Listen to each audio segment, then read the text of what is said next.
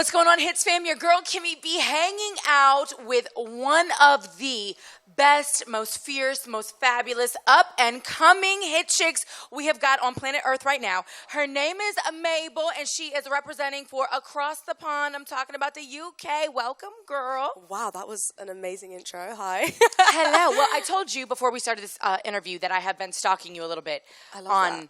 You're Instagram. allowed to stalk on Instagram. That's fine. Yes, acceptable. because nobody knows. Exactly. Right? Now imagine if they start giving you alerts like so-and-so is looking at your page. No, that would be terrifying. Let's not even. Instagram would become the new Snapchat, No, right? Absolutely exactly. nobody would be on it after that update. But no, I mean, I was just going through your page. Anytime we start to play a new song, I like to do a little research on the artist. And obviously, Don't Call Me Up came across my plate, and I was like, who is this speaking to my soul right now? And so, again, like I said, when I went onto your Instagram page and I saw you at the Brit Awards, and obviously you've been doing like a radio tour, and I was like, oh, I just love your energy. So, Thank you. I mean, talk a little bit about your musical journey. You're not new. You've been making music for a while. Yeah. I've been making music my whole life, pretty much. Started writing when I was like 5, because I started playing when I was like 4, and then kind of connected the dots that between like journaling and like chords.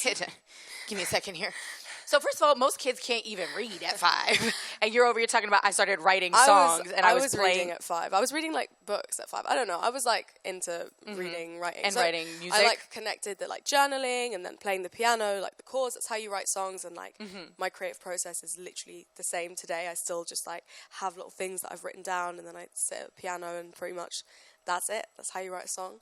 And yeah, I guess like I've been making music, professionally for a few years, but there's definitely been like a shift in the last like 6 months, just with the last few records that I've put out, and obviously Don't Call Me Up has taken me across the pond, which is cool. Well, what was the oh my goodness.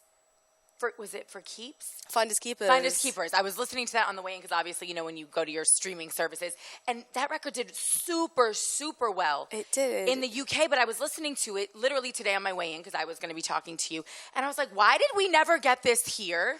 It feels like such a great, like, it's a Miami record. Like, that whole, like, kind of Caribbean island vibe. Yes. That was, like, a really defining point for me, I think, as an artist, because obviously all the tracks that I'd put out before that, there's, like, no regrets at all. It's all a part of the journey.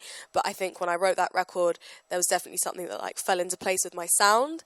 I was like, okay, cool. Like, this is it now. I feel like I've hit something. And then, like, after that, I was just like, I just want to write loads of up-tempo fun songs, which is like, kind of the vibe that I'm on now. I feel like, we've been talking a lot about it. Obviously, Hits 97.3 is a top 40 station, pop music, and I feel like pop is kind of going through I don't want to say like an identity crisis, but it's changing and it's evolving. In a cool way. And for sure, but listening to your music, I was like, this is what I hope the future of pop music sounds like, because it's a vibe, it's an energy, but it still has substance, right? We have our Alessia Caras, we have our Khalids, we've got some really amazing artists writing some really soulful, music. I think if you can make people dance and like feel good, but like the lyric still says something and makes people feel something, then like I think you're winning.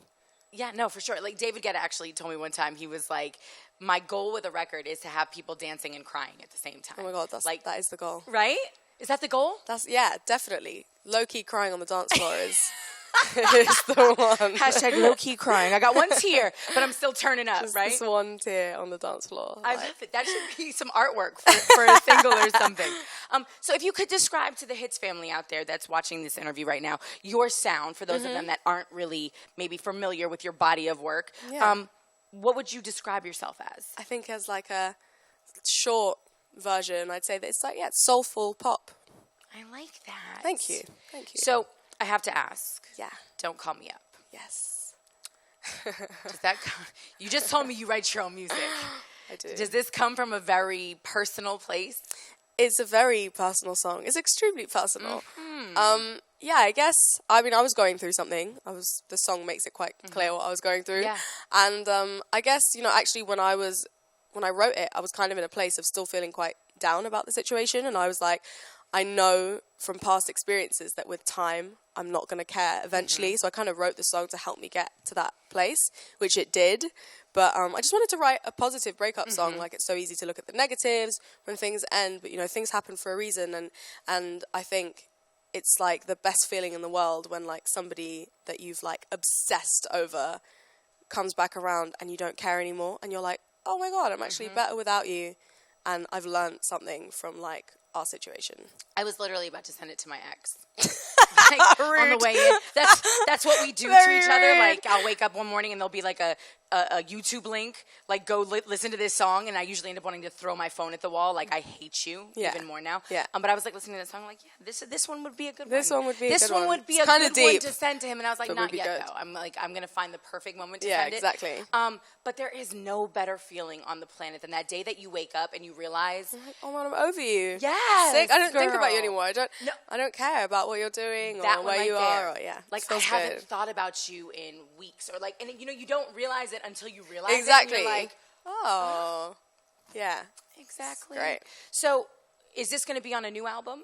Yes. So basically, I made a debut album. Yeah. Which is coming out this year. It's due to come out this year. Okay. Which is very exciting. I think, like, albums, you can't really rush them. It's different to, like, putting out other bodies of work, because you can't just, like, throw some tracks on a project and be like, hey, here it is, Mabel, the debut album. Like, I wanted to, like, tell a story. And also, like, when I signed my record deal, I was young and I was experimenting with my sound, but also, like, just growing up as a person as well. Like, I was 19 years old and I needed to, like, live, to have things to write about.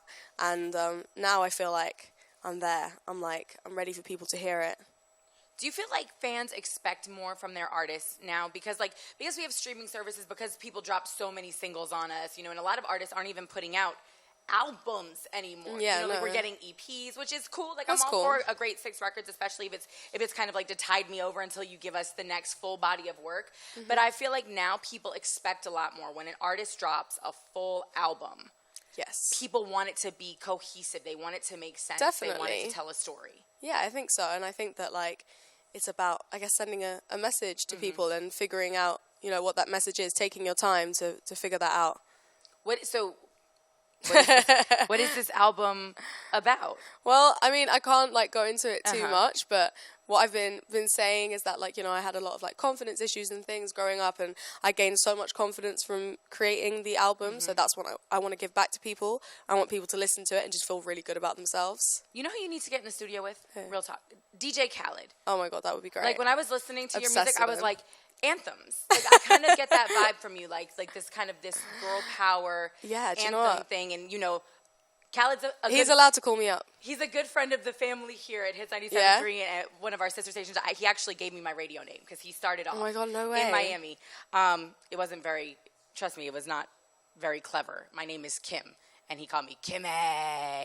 So I just turned into Kimmy B on the radio, like that shit. It wasn't like it was some really, like, out of the blue, like, oh my God, that's Khaled. a pretty cool story. No, it is. It's a great story, but he's like the king of anthems, and you kind of give me that vibe. Thank you. Well, so we'll have to work on that. Khaled.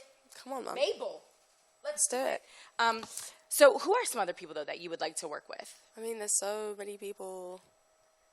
I feel like I'm always like, me and Ariana Grande could make a great song, because I feel like she's doing, like, meaningful ballads right now. I'm into them. I like that. Who else? So many people. I don't know. Who's in your, like, who are you listening to right now? I love Kehlani's new mixtape. She's so dope.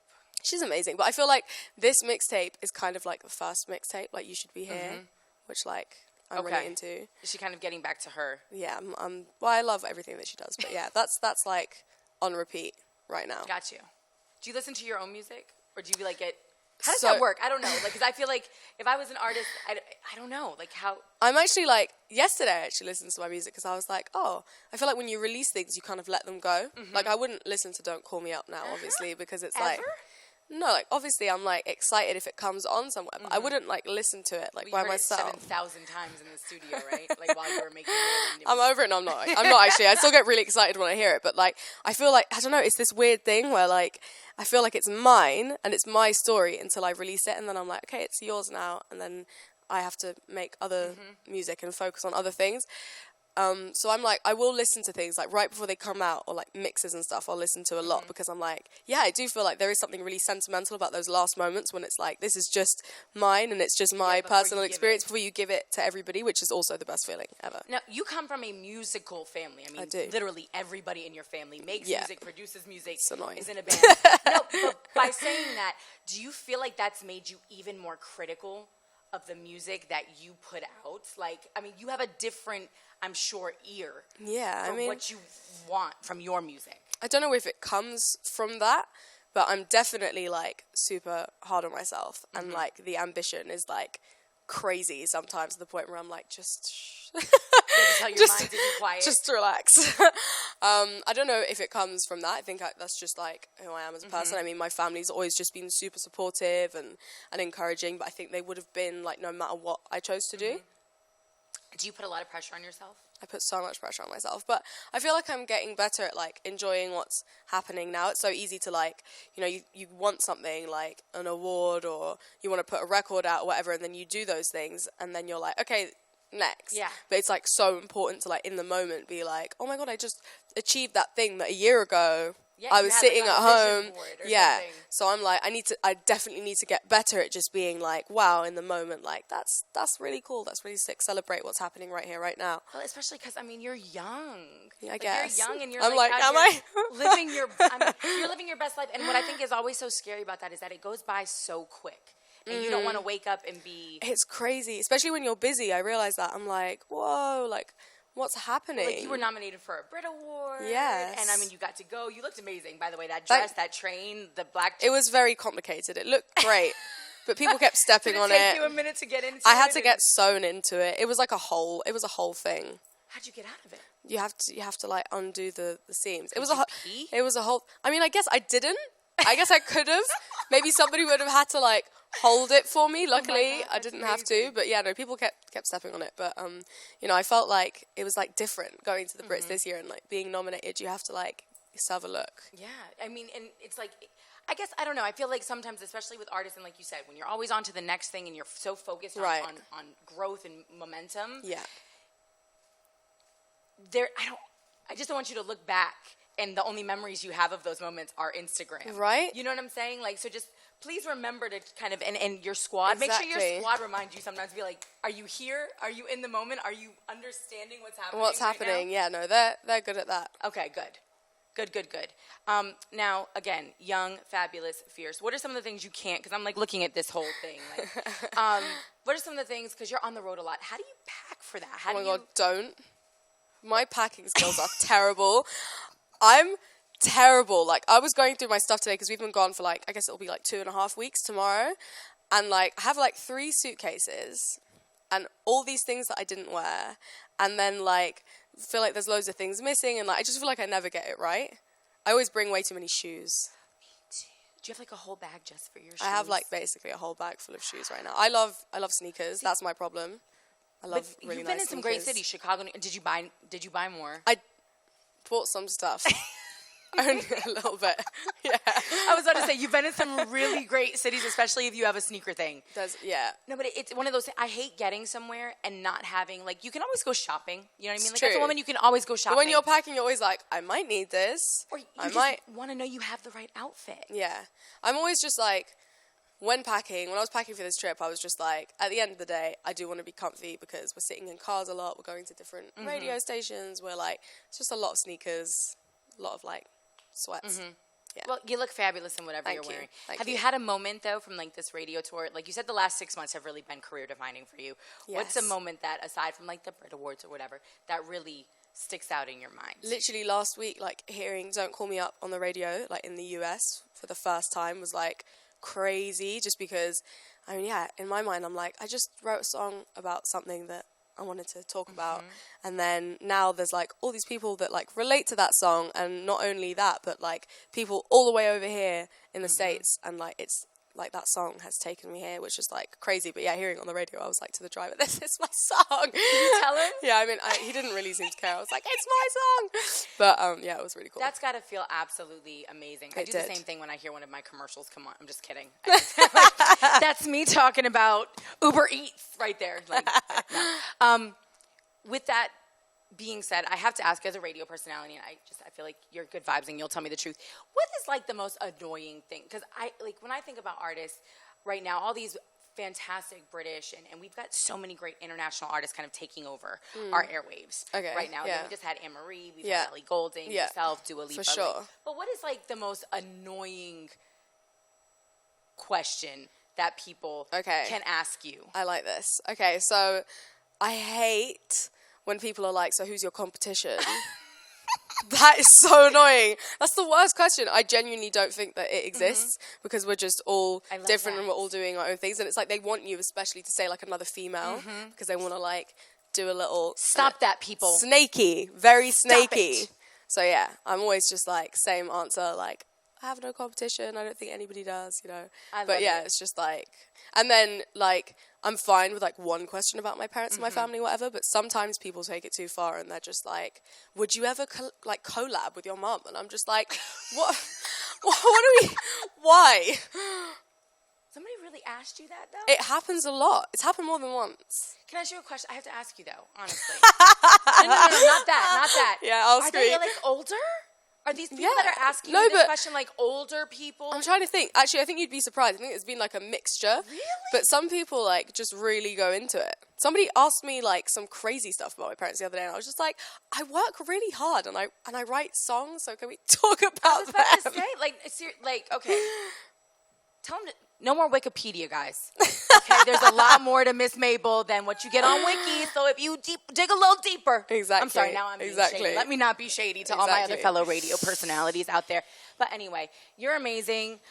You said the album is coming out this summer. It is like soon, like this year for sure. Okay, so this We'll year for see. sure. Yeah. We're excited for it. Thank you. If you want people to take one thing about you away from your time here on this fabulous white leather couch, what would you want them to take away? I'm just like, I hope that my music makes you feel good.